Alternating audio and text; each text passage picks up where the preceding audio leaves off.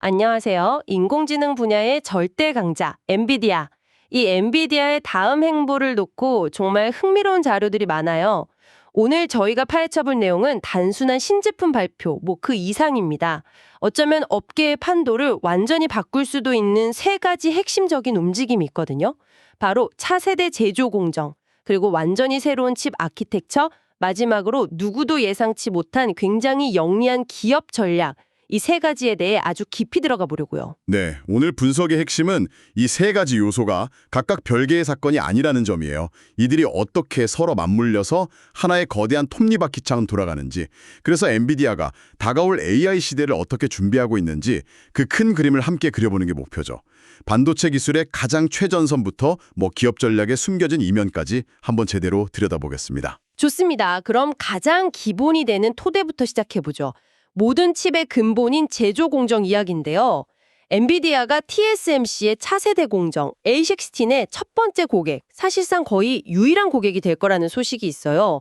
이게 그냥 새로운 기술 먼저 쓴다 정도의 의미는 아닐 것 같은데요. 그럼요. 이건 경쟁사들이 감히 넘볼 수 없는 출발선에 먼저 서서 총성을 기다리는 것과 같아요. 결정적인 우위를 점한 거죠. A18 공정의 기술적인 내용을 보면 그 의미가 더 명확해져요. 일단 숫자만 봐도 기존 N2P 공정보다 같은 전력을 쓸 때 속도는 8에서 10%더 빨라지고 같은 속도를 낼 땐 전력 소모가 15에서 20%나 줄어요. 잠깐만요. 15에서 20% 전력 감소라는 게 그냥 스마트폰 배터리가 좀 더 오래가는 수준의 얘기가 아니잖아요. AI 데이터 센터는 말 그대로 전기를 먹고 사는 괴물인데 거기서는 어마어마한 차이를 만들겠네요. 바로 그 점이에요. 데이터 센터 하나가 도시 전체만큼의 전력을 쓰기도 하니까요. 그런 곳에서 15%의 전력 효율 개선은 수천억 원의 운영 비용 절감으로 이어질 수 있어요. 이건 단순히 기술적 우위를 넘어 경제적 혜자를 파는 것과 같죠. 그런데 A16의 진짜 무서움은 이런 숫자 너머에 있어요. 바로 슈퍼 파워 레일이라고 불리는 후면 전력 공급 기술 때문이에요. 후면 전력 공급이요? 전기는 원래 앞에서 들어가는 게 아니었나요? 기존에는 그랬죠. 칩 앞면에 데이터가 오가는 신호선이랑 전력을 공급하는 전력선이 복잡한 스파게티면처럼 얽혀 있었어요. 그런데 SPR 기술은 이 전력선을 아예 칩의 뒷면으로 완전히 분리해서 빼버리는 거예요. 아, 마치 복잡한 도심 도로에서 지상으로는 차만 다니게 하고 모든 전기나 수도관은 지하 터널로 보내버리는 도시계획 같은 거네요. 와, 완벽한 비유예요. 그렇게 되면 칩 앞면, 즉 데이터가 달리는 고속도로가 엄청나게 넓고 깨끗해지죠. 신호 간섭이 줄어드니 데이터는 더 빠르고 정확하게 달릴 수 있고 뒷면에서는 안정적으로 전력을 공급해주니 칩 전체가 훨씬 효율적으로 작동해요. 특히 AA 현상처럼 수십억 개의 신호가 동시에 오가는 환경에서는 이게 정말 중요하거든요. 그런데 좀 이상한 점이 있어요. TSMC의 가장 큰 고객은 애플이잖아요. 항상 최신 공정은 애플이 가장 먼저 아이폰에 썼는데 왜 이번엔 엔비디아인 거죠? 엔비디아가 돈을 훨씬 더 많이 써서 새치기라도 한 건가요? 아주 좋은 질문이에요. 이건 돈 문제라기보다는 기술적 필요성의 문제에 가까워요. 애플의 M 시리즈 칩은 스마트폰과 노트북에 들어가죠. 가장 중요한 건 저전력과 효율이에요. 하지만 엔비디아의 AI 칩은 데이터 센터에서 24시간 내내 최대 성능으로 달려야 해요. 극한의 성능과 안정적인 전력 공급이 생명이죠. 바로 이 A6의 후면 전력 공급 기술이 엔비디아의 AI 칩에겐 그야말로 꿈의 기술인 거예요. TSMC 입장에서도 자신들의 최첨단 기술을 가장 극적으로 활용해줄 파트너가 필요한 거고요. 물론 이런 독점적 관계에는 리스크도 따르죠. 어떤 리스크요? 엔비디아는 자신들의 미래를 아직 양산도 되지 않은 A16이라는 기술 하나에 전부 걸고 있는 셈이에요. 만약 TSMC의 A16 공정 개발이 늦어지거나 수율, 그러니까 분량 없는 제품 생산 비율이 기대에 못 미치면 엔비디아의 전체 로드맵이 흔들릴 수 있어요. 2026 하반기 양산 예정인 이 공정이 적용될 파이만 GPU 출시가 밀리게 되는 거죠. 모든 달걀을 한 바구니에 담는 전략의 위험성이라고 할 수 있겠네요. 그렇군요. 엄청난 기회인 동시에 엄청난 리스크를 감수하는 거네요. 자, 그럼 이렇게 리스크까지 감수하며 확보한 최첨단 A16이라는 도화지리에 엔비디아는 대체 어떤 그림을 그리려는 걸까요? 여기서 그록이라는 조금은 낯선 이름이 등장해서 흥미로워요. 바로 이 지점이 AI 연산의 패러다임이 바뀌고 있다는 걸 보여주는 가장 극적인 대목이에요. 지금까지 AI 시장은 거대 언어 모델을 훈련시키는 데 집중해왔어요. 수많은 데이터를 쏟아부어 똑똑한 AI를 만드는 과정이죠. 이 분야는 방대한 계산을 한 번에 처리하는 GPU가 절대 강자였고요. 그런데 이제는 잘 훈련된 AI를 실제 서비스에 사용하는, 즉 추론 시장이 폭발적으로 커지고 있어요. 훈련과 추론, 이 둘의 차이를 좀 더 쉽게 설명해 주실 수 있을까요? 훈련은 백과사전 수천 권을 읽어서 지식을 쌓는 과정과 같아요. 시간이 얼마나 걸리든 최대한 많이 배우는 게 중요하죠. 반면 추론은 그렇게 공부한 사람에게 에펠탑은 누가 만들었어? 라고 질문했을 때 얼마나 빨리 대답하는지를 보는 거예요. 1분 뒤에 대답하면 아무 의미 없잖아요. 즉각적인 반응 속도, 낮은 지연 시간이 추론의 핵심입니다. 아하! 그럼 구록의 LPU라는 칩이 바로 그 추론이라는 분야, 즉 질문에 빨리 대답하는 데 특화된 무기라는 거군요. GPU랑은 아예 역할이 다른 거네요. 정확해요. LPU, 그러니까 언어 처리 장치는 추론만을 위해 태어난 칩이에요.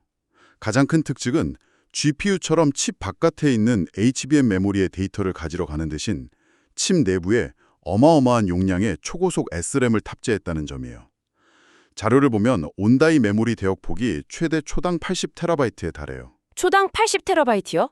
그게 어느 정도 속도인지 감이 잘 안 오는데요. 넷플릭스에 있는 모든 영화와 드라마를 1초도 안 돼서 다운로드하는 속도라고 생각하시면 돼요. 칩 안에서 이런 속도로 데이터가 오가니까 우리가 AI에게 질문을 던졌을 때 답을 찾기 위해 생각하고 고민하는 시간이 거의 사라지는 거죠. 이게 바로 추론 시장에서 엔비디아가 노리는 게임의 규칙이에요. 아니, 잠깐만요. LPU가 그렇게 추론에 뛰어나다면 그냥 GPU를 버리고 LPU로 다 바꾸면 되는 건 아닌가요? 왜 굳이 훈련에 강한 GPU와 추론에 강한 LPU, 이 두 개를 복잡하게 합치려는 거죠? 마치 스포츠카에 트럭 엔진을 억지로 붙이는 것처럼 좀 부자연스러워 보이는데요. 바로 그 지점이 엔비디아의 진짜 야망을 보여주는 부분이에요. 시장은 여전히 훈련도 필요하고 추론도 필요해요.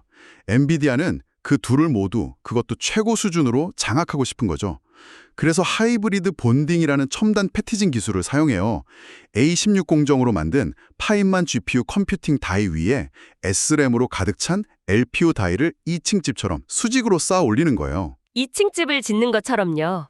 아, 여기서 아까 말했던 A16 공정의 후면 전력 공급 기술이 다시 한번 중요해지겠네요. 맞아요. 여기서 모든 기술적인 조각들이 하나로 맞춰지는 아하! 순간이 오는 겁니다.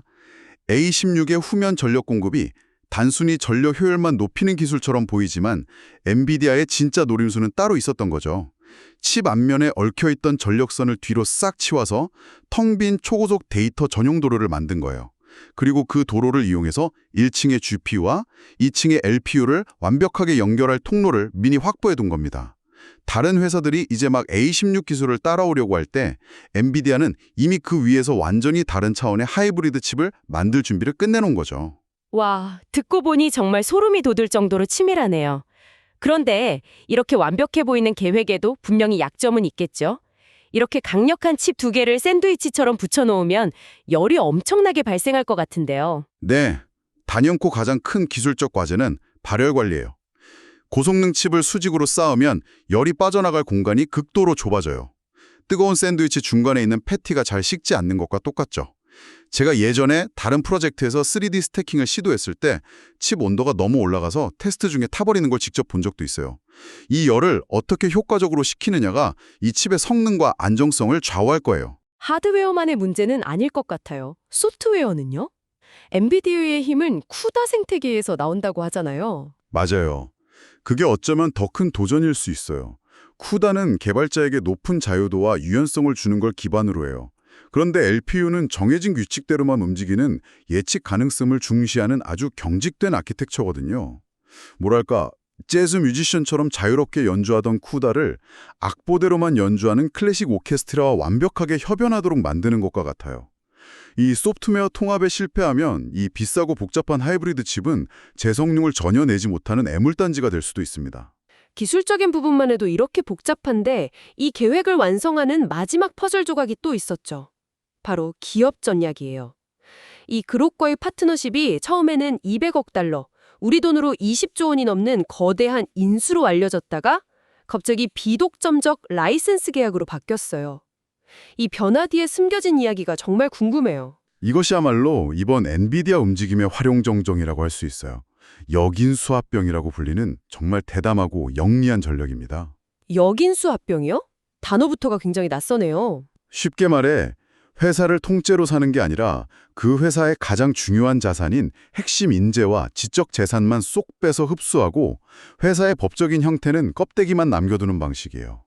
어퀴하이어가 인재 확보를 위한 인수를 뜻하는데 그걸 뒤집어서 공식적인 인수는 하지 않으면서 사실상 인수와 똑같은 효과를 내는 거죠. 아니, 왜 그렇게 복잡한 방식을 쓰는 거죠? 그냥 시원하게 200억 달러 주면 되는 거 아닌가요? 목표는 딱 하나. 시간을 벌고 규제를 피하기 위해서예요. 엔비디아 같은 거대 기업이 200억 달러짜리 회사를 인수하려면 미국 연방거래위원회 같은 규제 당국의 길고 아주 까다로운 반독점 심사를 반드시 통과해야 해요. 이 과정이 몇 달, 길게는 1년 이상 걸리고 최악의 경우 합병이 무산될 수도 있죠. AI 시장은 하루가 다르게 변하는데 1년을 허비할 수는 없잖아요. 아, 그러니까 공식적으로는 인수가 아닌 라이센스 계약과 인재 영입이하는 형태로 일을 진행해서 그 지루한 규제 심사 자체를 피해버린 거군요. 정확해요. 이 방식으로 엔비디아는 단 며칠 만에 그룹과의 거래를 성사시킨 걸로 알려졌어요. 그룹의 창업자이자 구글의 AI 칩인 TPU 개발 주역이었던 조나단 로스를 포함한 핵심 인재들, 그리고 추론 시장의 판도를 바꿀 LPU 기술을 모두 손에 넣었죠. 그러면서도 사업 진행을 늦출 수 있는 모든 잠재적 장애물, 즉 규제 리스크는 완벽하게 제거한 거예요. 그 역인수 합병이라는 전략이 법적으로는 문제가 없을지 몰라도 업계에서는 좀 비겁한 방식이라고 비판받을 수도 있겠는데요. 혁신적인 스타트업을 통째로 키우는 게 아니라 알맹이만 쏙 빼먹는다는 인상을 줄 수도 있으니까요. 이런 전략이 장기적으로 엔비디아의 이미지에 어떤 영향을 미칠까요? 충분히 그런 비판이 나올 수 있어요. 하지만 현재로서는 법의 테두리 안에서 가장 빠르게 목적을 달성하는 방법이죠. 엔비디아는 지금 그런 비판보다는 속도라 더 중요하다고 판단한 거예요.